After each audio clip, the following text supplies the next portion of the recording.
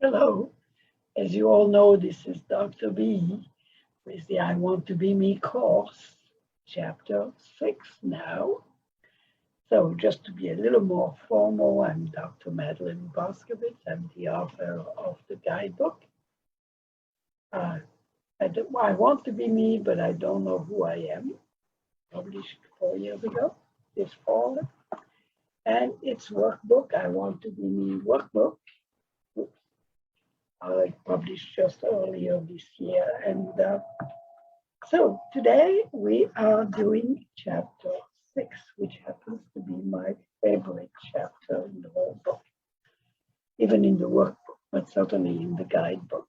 It's a very special chapter, and I am going to read you the opening couple of pages, and you will see why it's such a meaningful one for me.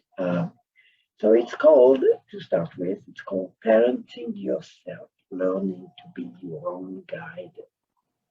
Now, the work of adolescence is learning to parent yourself.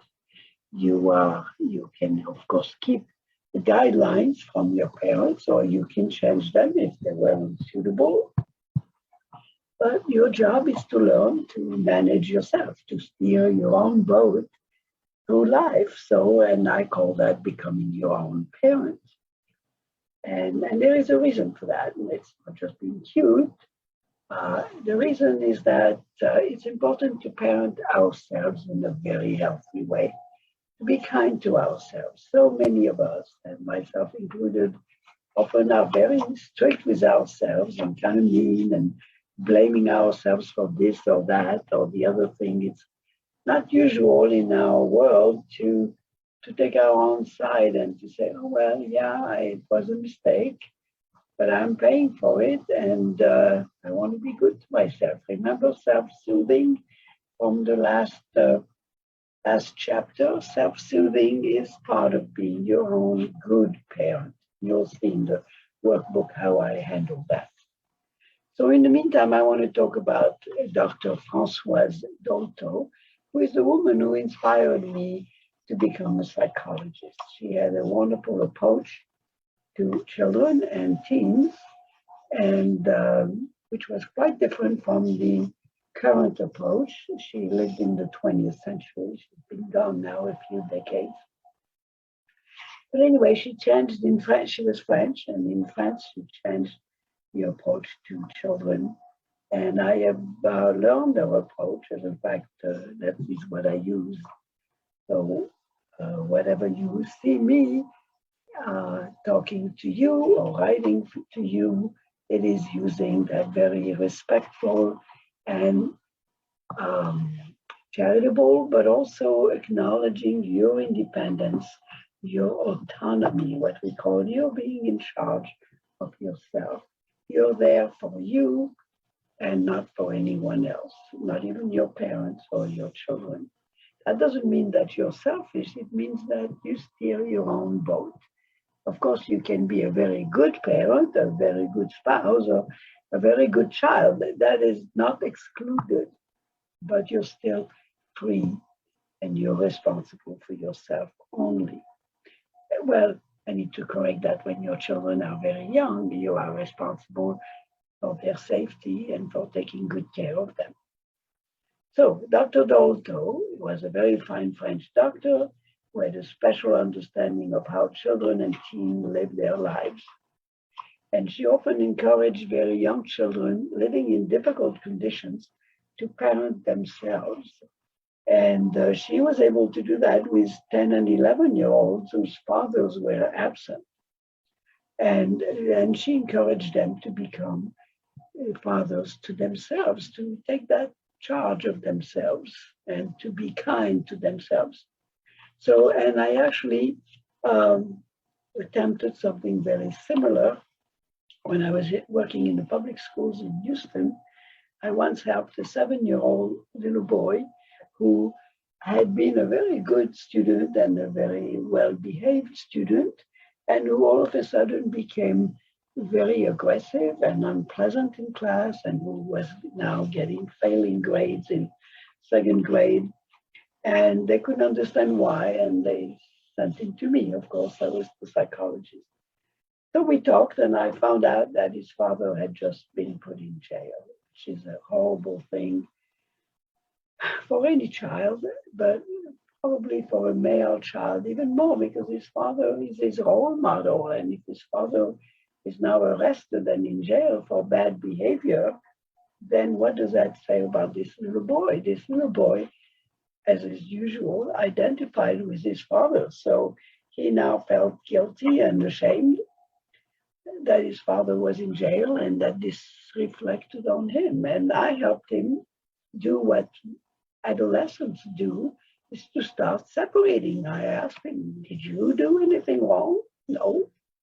Well, your father did, and he's paying the price. You do something wrong, you go to jail and you do the time. So that's the way it is usually, but you didn't do anything wrong.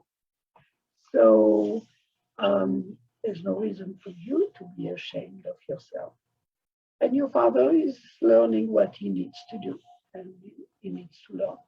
So I then encouraged him to become his own father while his father was in jail. I told him that he could tell himself when he did well and reward himself with praise, just like a good father would. And he could also warn himself when he was tempted to behave badly. He clearly knew the difference, even though he was 7 years old. This is one thing that Dr. Douto advocated, that children are very smart. You know, we tend to, as adults, we tend to discount their smartness, but this is very wrong. And that's why children need to be particularly respected in their own person. So anyway, this boy took it to heart and immediately changed his behavior back to what it was almost overnight. I only saw him one more time, and I did hear from his teacher how well he was doing once again.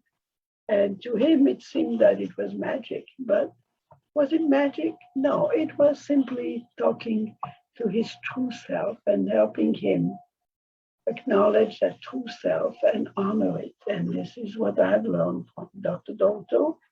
And this is what I've practiced with children and teens and adults as well. We all deserve that kind of respect and truth speaking. So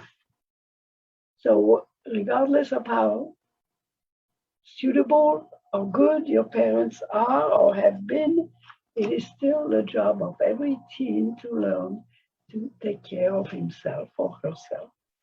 Or if you don't identify with gender, I should say of themselves. So each of us has the power, the freedom, and the responsibility to become our own parent. So in the workbook, let me see, there was something else I wanted to read here. Oh, well, one of the critiques of the book when it first came out, that somebody wrote on the Amazon website, is that, you know, becoming our own good parent, I call that also hearing our true inner voice and listening to it, the voice that knows what's good for us and what is healthy and what we truly want for ourselves. And this person responded that, well, you know, I hear so many voices. How do I know which one is the true one? Which one is the good one? So I talk about how, unfortunately, many of us have been abused verbally, meaning talked to in ways that were not constructive. And many children are told, oh, you're stupid. You shouldn't have done that. You'll never amount to anything. You'll be in jail before you're 20. All kinds. I mean, I've heard that, and I've heard it from my own father when I was trying to be assertive. He told me, well, nobody will ever love you if you're going to behave like that. And that stayed with me a very long time. And those bad voices tend to stay with you. And this is what this woman was talking about. So in the workbook, I try to help you. Let's talk about what does a good parent do. So first, good parents put your best interest first. They want the best for you. And they acknowledge and respect your feelings. This is very important. They will guide you, show you how to recover when you're feeling hurt or angry. They teach you self-soothing. They honor your feelings first and help you understand them. They don't give in to tantrums. They don't spoil you. This is the word spoil is very real. Giving into tantrums or letting children have anything they want is not healthy for them. It is spoiling them, just like food spoils.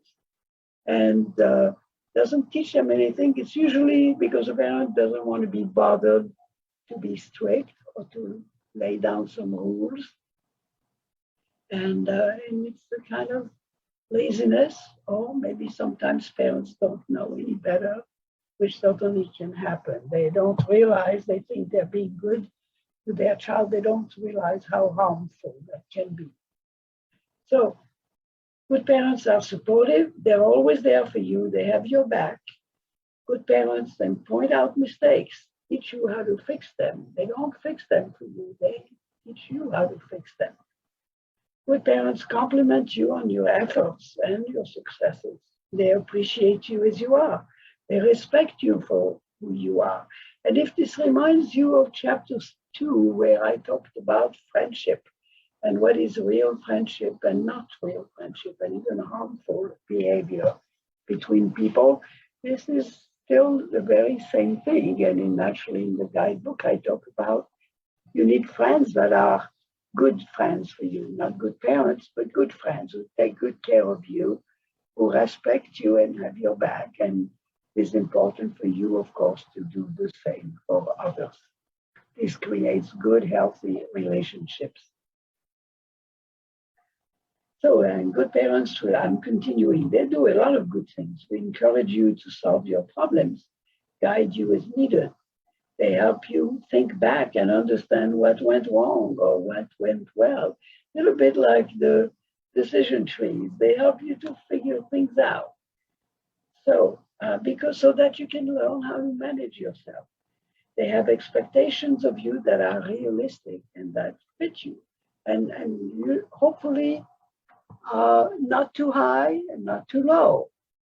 Not too low gives you the message, well, you are no better than that. And too high makes it like you never seem to succeed. And so many parents have very high expectations, or expectations that are not appropriate for their child's age. And then the child feels like he's never good enough. And unfortunately, that's pretty common. So a good parent has the appropriate, realistic expectations.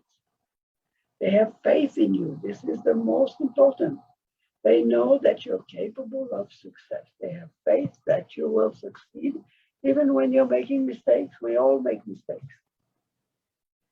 So they encourage you to try new things that are good for you, even if you're afraid. They warn you about poor choices. They are clear about boundaries, about what's allowed, what's not. They demand respect for themselves, and they give you respect. They know when to say no. They know how to keep you safe. And you're thinking, oh my God, that is way too much work. But, and how am I ever going to be like that for myself and one day for my children? Well, remember, you have plenty of time. You have plenty of time to learn it, and you have plenty of time to do it. And we all make mistakes, and we acknowledge them, and we apologize, and we correct the mistakes. And you can count on your inner voice, the voice that whispers your need for safety, your need for good outcomes.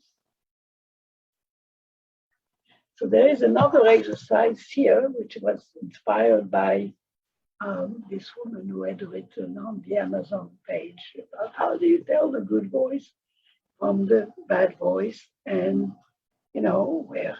And so there's an exercise on part 3, sorting out the good voice from the negative voice. And some of them are very obvious, like, I'm ashamed of you. You always embarrass me. Of course, these are bad voices. Then you have empathic voices. this sure turned out to be a mistake, but you feel they're on your side. Was there a way you could have foreseen what would happen? Helping you learn. And then there are in the in-betweens, the ones that are not so clear. And of course, it's for you to choose. Something like next time you'll know better sounds a little bit like a punishment, like being judged. So to me, that's on the negative scale. Everybody makes mistakes sometimes. That sounds empathic to me. Some of them are not useful, like you'd better get even with them so they don't do it next time. Would that be useful? I think it probably depends on the circumstances, but getting even with others, two wrongs don't make a right, may not be so useful for you. There may be more constructive ways for you to keep them from harming you in any way or impeding, getting in your way.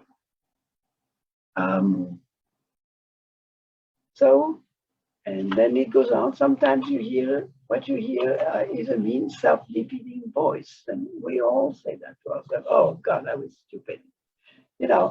Can you think of a time when you were able to overcome the self-defeating voice and were true to yourself? So instead of saying, maybe after saying, oh, I was so stupid, well, I couldn't have known this was an honest mistake. Maybe I should have paid more attention. This is constructive. What could I have done maybe I should have asked some questions before I got involved. I needed to find out more. I needed to be more cautious. I don't know, but working constructively with oneself is part of good parenting. And sometimes it's really challenging. I have an example of a boy who wants to succeed, but a lot of his peers are not good students and they're not interested in succeeding, or they say they're not. And so it's a back and forth for him. Does he want to be popular with his peers, or does he want to succeed? And how to handle that. And in the end, he decides, well, maybe he needs to find the peers that want to succeed so that he can feel backed up and fitting in with that. So there are all kinds of questions to coach you towards being a good parent. So I certainly want to encourage you to do that and to consider, even if you don't have the books, which I think probably many of you don't, to remind yourself, if you're saying something to yourself that is hurtful, like, oh, I was so stupid, or God, you're dumb, you're putting yourself down. That is not being your own good parent. Saying, well, what could I have done? How could I have anticipated? How could I have predicted or known that this would turn out that way? Well, next time, maybe I could take the time for a decision tree, or just think it through, or ask more questions before I made a decision, find out more. A lot of times we don't take the time to find out enough to make a good decision. So these are just examples. Again, I want to wish you the best. This was chapter 6, becoming your own parent, managing your life. You will find that all these chapters are much shorter than the very deep, long, foundational ones that we did in the beginning. But these are to sharpen up your skills, to focus them, focus yourself. And of course, you can do these exercises over and over and over again. They are there to coach you through life. So I wish you all the best, and I will see you again soon. Thank you.